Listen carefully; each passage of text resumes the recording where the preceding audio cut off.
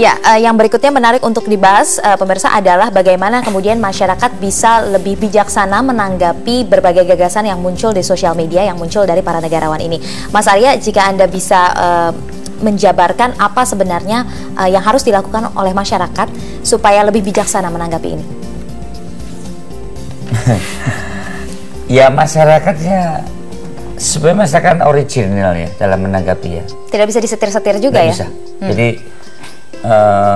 schooling politik hanya bisa terjadi lewat proses yang panjang, ya, yang panjang. Ya, memang demokrasi politik yang kita lakukan dengan meliberalisasi di sektor media ini luar biasa. Cukup menambahkan bagaimana kecerdasan masyarakat itu di dalam melihat politik dan bagaimana transparansi kebijakan dan komunikasi politik yang terjadi sekarang ini merupakan salah satu prasyarat dalam satu demokratisasi yang kita lakukan. Dan apakah ini akan berlanjut semacam ini terus menerus? Saya kira nanti proses akan bisa kita lihat. Ya. Tapi yang jelas bahwa respon publik terhadap para pemimpin seperti Pak Jokowi, Pak SBY sekarang ini demikian cepat direspon oleh masyarakat. Ya. Sehingga justru komunikasi yang harus dilakukan oleh para pemimpin yang berdampak luas terhadap masyarakatnya yang harus diatur. Ya. Bukan respon publiknya yang harus semakin bijak. Ya. Jadi dari topnya dulu ya, harus lebih bijaksana, dianalisa dulu implikasinya apa ya, gitu memberikan statement politik, memberikan hal-hal yang menyangkut peristiwa politik ini.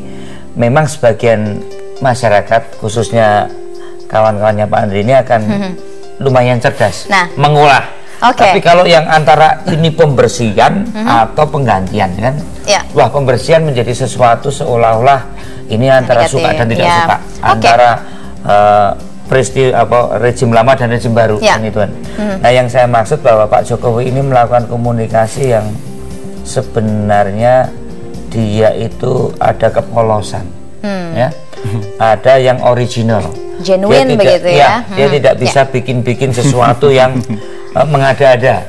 Jadi kalau kalimatnya seperti yang di Facebook ini, kok nampaknya bukan seorang Jokowi. Oke.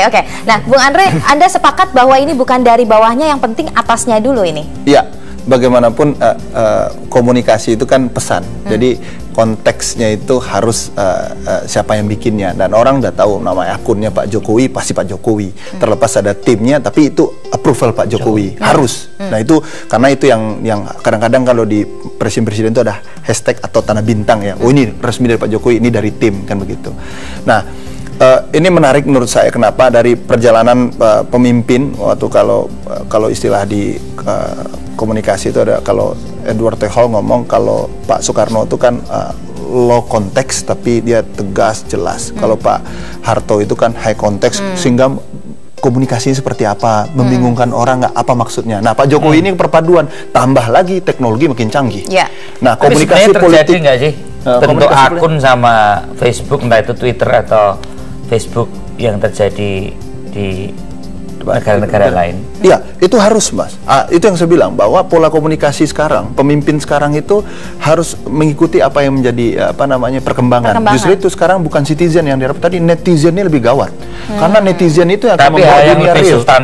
Lebih substantif. Jadi dalam hal-hal contohnya apapun statement itu memang perlu. Kadang-kadang kan orang ada isu gosip bisa dilawan dengan sebuah sosial media. Jadi masyarakat nggak bingung, benar nggak gosipnya? Bapak ini fair begini, presiden begini-gini. Langsung diceritakan begini. Oh, enggak loh. Itu statement Pak Jokowi langsung, nggak perlu press conference lagi, nggak perlu ini. Jadi membantu. Karena netizen ini adalah public opinionnya seperti snowball, Mas, bola salju. Jadi menggelinding mereka gini-gini tiap detik. Jadi, ya kan? Iya, catatannya adalah tata kelola komunikasi yang lebih baik dari pemerintahan Joko Widodo supaya juga nanti setiap pesan yang ada ini kan berdampak luas, bisa lebih bijaksana, begitu, supaya ditanggapi masyarakatnya juga lebih bijaksana. Betul, dan ini tim komunikasinya harus Iski boleh jadi ya.